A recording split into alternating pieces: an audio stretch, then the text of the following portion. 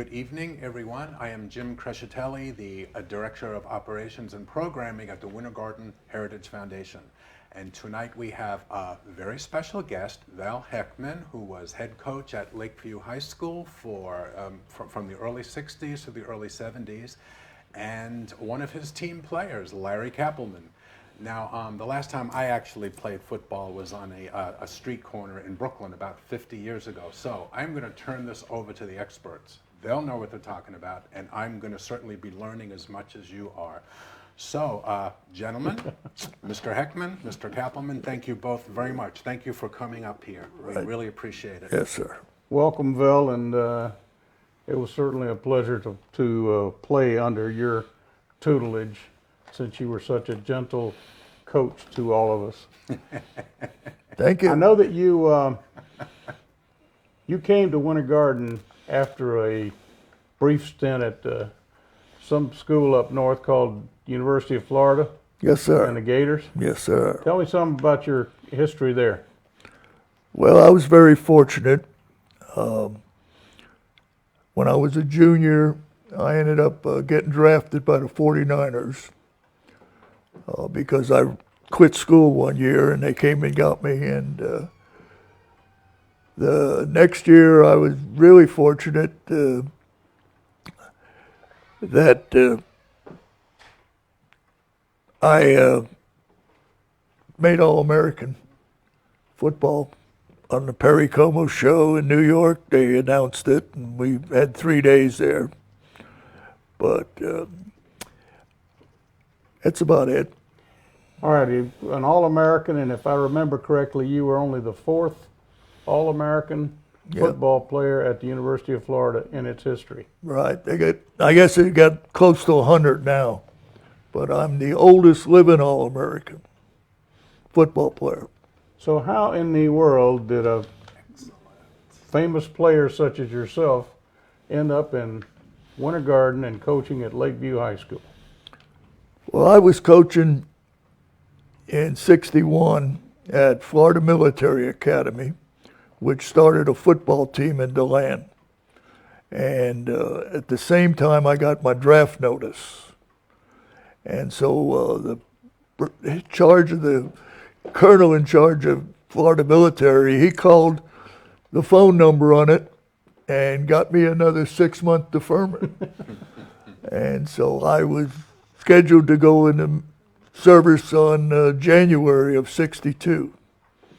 And that's when I got looking for another job when I got out of the service, which I went in for 6 months. But I had the opportunity to be told by Walton Walker, the superintendent of Archer County, that Jim Higginbotham was looking for a coach at Lakeview High School. And I went and interviewed, and I was just looking for an assistant job. And all of a sudden, after 2 hours with Jim, he looked at me, he says, "Well, do you want the head job or not?" I says, "Jim, I told you I had to go into service for 6 months." He said, "I didn't care. You'll get out in August." So I had the opportunity to get out in August. And that was 1962, I believe, right? Yes, sir. Yes, sir. And how did you round up a coaching staff pretty quickly? I was fortunate.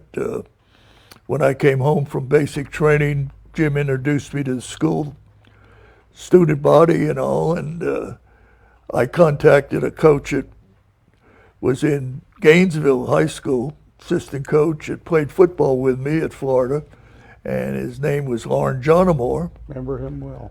And then when I got out of the service, I found out that a guy that played our quarterback in high school, he was a year behind me, Ron Lobzonsky, he just got out of the service, and he had played at Miami.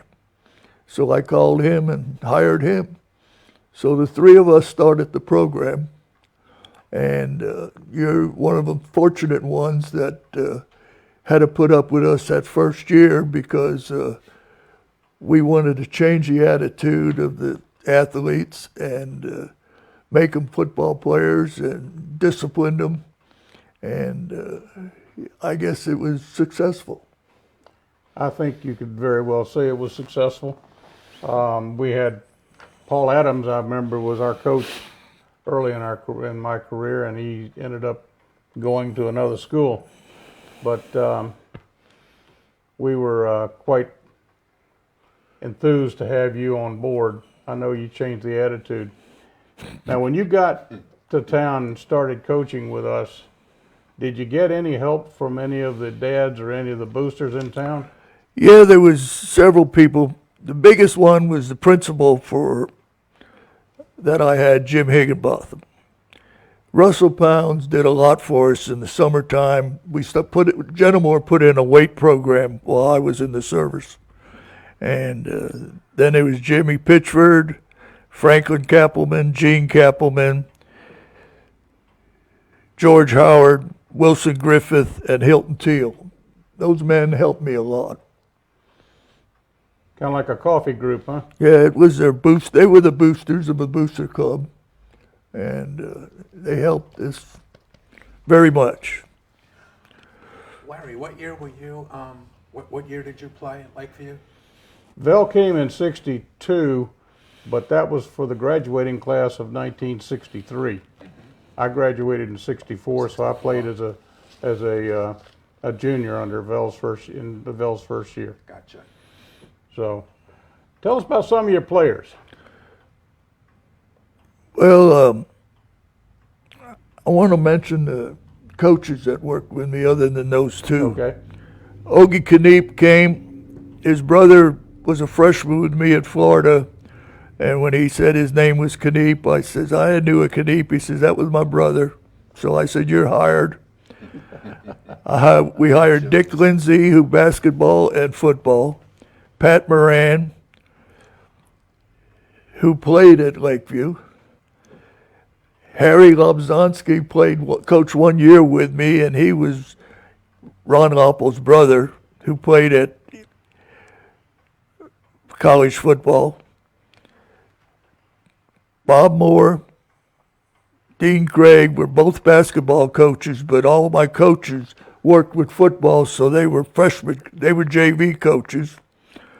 I hired Warren Little, and Warren, the other day when I talked with him, he says, you know that I hired him as the head basketball coach and defensive backfield coach, and he says, you know, I was the first black head coach in Orange County. Wow. And Joe Clinty worked with us at different things. Without the kind of coaches they were, I think it was more the success with them that helped me be successful. The kids that How many players did you count up after we were talking before we started this? How many players did you send to college on some sort of assistance? well, And you were here for 11 years of coaching. I got it totaled down to 11. 11 kids that went on to college and play football. They are, first year it was Bobby DeLoach. My second year it was Larry Pendleton, went to FSU. Alan Hayes went to Connors State. Jerry Daughtry went to East Tennessee. Pat Wiggins went to Furman. Fred Owens went to Troy. Larry Graham went to Kansas. And there's a little story I'm going to tell you about him a little later, and also Pendleton. Reggie Stearns and Chuck Sargent went to West Point. Dennis Reed went to Wabash. Jan Gowan went to the Gators. John Gowan went to Presbyterian. Mark Hodge went to Maryville. Chris Brown went to FSU. Mac Buford went to Blue State, West Virginia. Russell Crouch went to Florence State. And Doug Farrell went Austin Peay. So that's 17 of them. And I worked on trying to get kids scholarships. This is quite a legacy for a small town. Huh? Wow. Yeah, we were Bravo. really quite pleased to get him. I tell you. Well, ended up being athletic director too. I just feel like Doug Gamble, Cal Sadler, Willie Kemp, and H.M. Harp all got basketball scholarships. You had a little story that you were told me about Bobby DeLoach. Yeah, Can you share that? my first player I got a scholarship for was Bobby DeLoach. I wanted him to, he was a good football player, real good.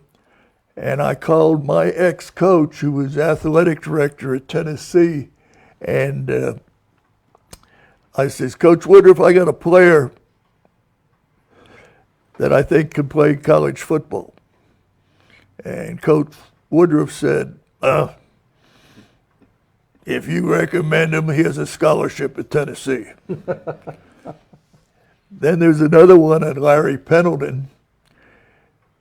I wanted Larry to go to Florida or FSU, and both of them turned me down. And I was at a high school coaching clinic in Daytona in January that year, and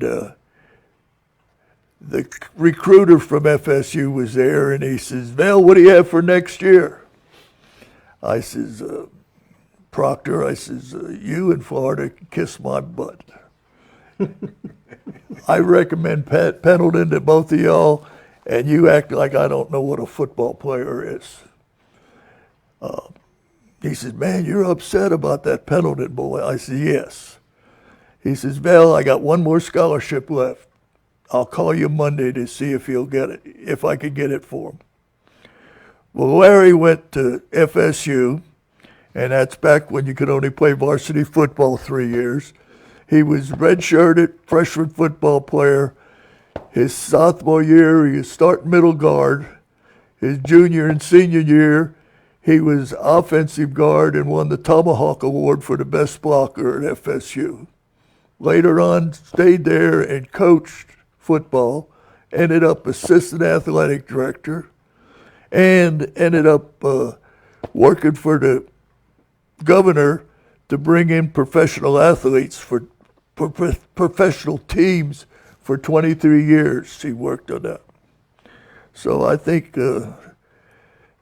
one more, Larry Graham was funny. He went to Kansas and he wrote me a letter after 2 weeks, and he says, Coach, I don't think I'll be the starting fullback. And I says, what do you mean, Larry? And he says, there's a fullback here that's 6'2", 228, runs a 900, and his name is John Riggins. Well, John Riggins is in the Hall of Fame of pro football. I have those kids, I'm proud of them. There's a lot of kids I had that were good football players that did go to college to play football, and I'd like to mention some of them. Larry Thompson, Chuck Hawthorne, the Hutchinson twins, Rick and Mick, Gary Hewitt, Larry Cappleman, Hal Kemra, David Hall, Mark Walker, Jerry Kearse, Teddy Malin, Chip Nairmore, Joe Barfield, Johnny Collier, Gary Bodie, Lee Camera, Artis Woodard, Hinton Grimes, Harold Tillman, Gary Youngblood, Doug Thompson, Ray Reeves, and Weldon Donnelly. Those were some fine young men, and I just feel that they need to be mentioned.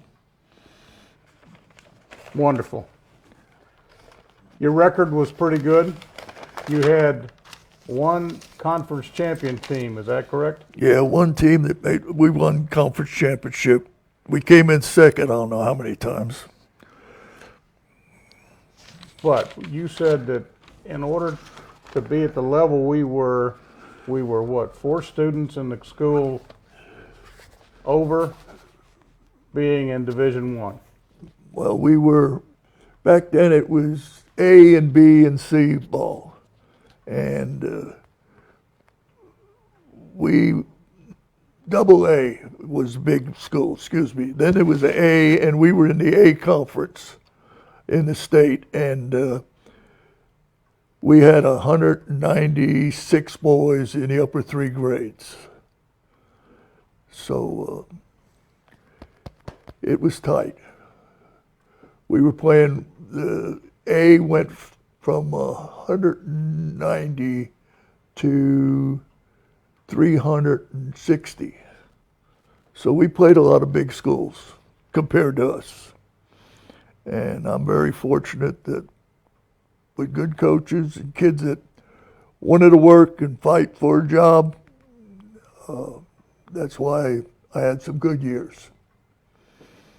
Do you have any players come back and talk to you after they had finished Yeah, I've had, some of their personal experiences based on what you had pounded into our head and the character we'd gotten? yeah, I've had a lot of them. They said that I want to thank you, Coach, for making me a disciplinarian and growing up as a good young man. You've mentioned. Oh, we thank you. Oh, yeah, you mentioned Pat Moran. Yeah, He's visited the foundation a few times and donated all kinds of memorabilia from his years playing. You can see we have all of these objects and programs and photographs. People who played football for the guys who played football for Lakeview, and the young ladies who cheered them on, they are so proud of it. I mean, they are so conscious of having played football at Lakeview if they did. It really is, they're very proud of just being part of that team all those years. And they have donated so many objects that you see right behind you. It's quite a history that we have been donated to by these folks.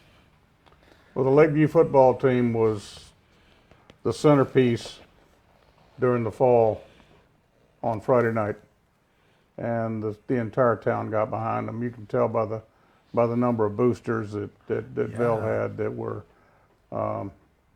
Not a lot of money came from the county office to build a stadium or support the team or